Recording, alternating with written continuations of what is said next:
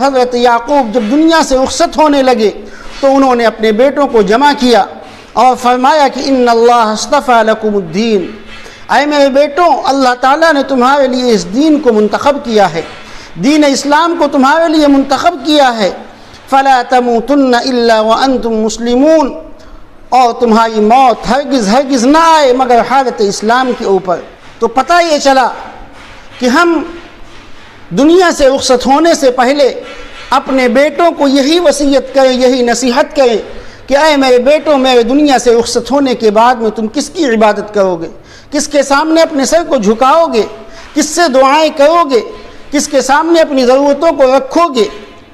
اللہ تعالیٰ نے اس دین کو تمہارے لیے منتخب کیا ہے، لہذا اس دین کے مطابق اپنی زندگی کو گزارنا۔ اگر اس دین کے مطابق چلو گے تو اللہ کی رحمتیں نازل ہوں گی، اللہ کی برکتیں نازل ہوں گی، اور اللہ تمہارے اوپر اپنے فضل کا اور اپنے کرم کا معاملہ فرمائے گا۔ ہم ایسے پرآشوب حالات میں، ایسے پرفتن دور میں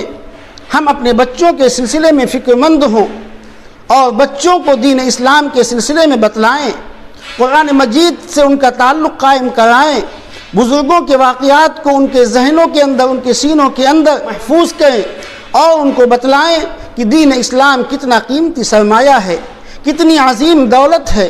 اللہ کے خزانے میں سے سب سے قیمتی جو دولت ہے وہ دین اسلام ہے، لہذا اس اسلام کی قدر کرو، اس اسلام کے مطابق اپنی زندگی کو ڈھالو۔ میرے بھائی، اگر ہم نے ان بچوں کی فکر نہ کی، اپنی آل و اولاد کی فکر نہ کی، اپنی بچیوں کی ہم نے فکر نہ کی، یقیناً وہ وقت دور نہیں ہے کہ یہ بچے اسلام سے اور دین سے بالکل منحرف ہو جائیں گے اور ارتداد کا راستہ اختیار کر لیں گے۔ آج جن حالات سے ہم گزر رہے ہیں، جس دور سے ہم گزر رہے ہیں، ہمیں معلوم ہونا چاہیے کہ یہ حالات کتنے خطرناک ہیں، لیکن ہم ہیں کہ ہم خاموشی کے ساتھ اپنے گھر کے اندر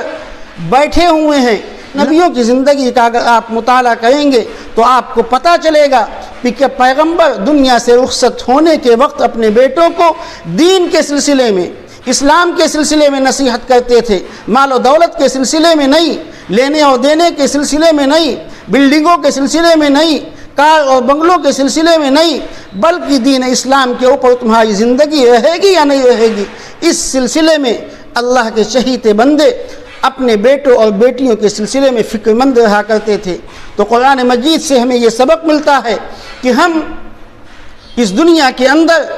ان کی آخرت کی فکر کریں، ان کو دین اسلام کے اوپر جمائیں،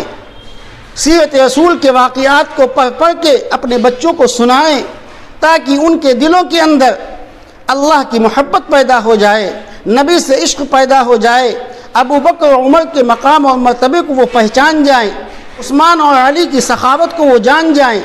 تو ضرورت ہے اس بات کی کہ ہم قرآن مجید سے اپنے تعلق کو قائم کریں اور صحابہ کرام رضوان اللہ علیہم اجمعین کے جو واقعات ہیں ان واقعات کو ہم اپنے بچوں کے سامنے پڑھ پڑھ کے سنائیں۔ اللہ سے دعا ہے کہ اللہ تعالی ہم سب کو عمل کی توفیق نصیب فرمائے۔ وآخر دعوانا ان الحمد للہ رب العالمین۔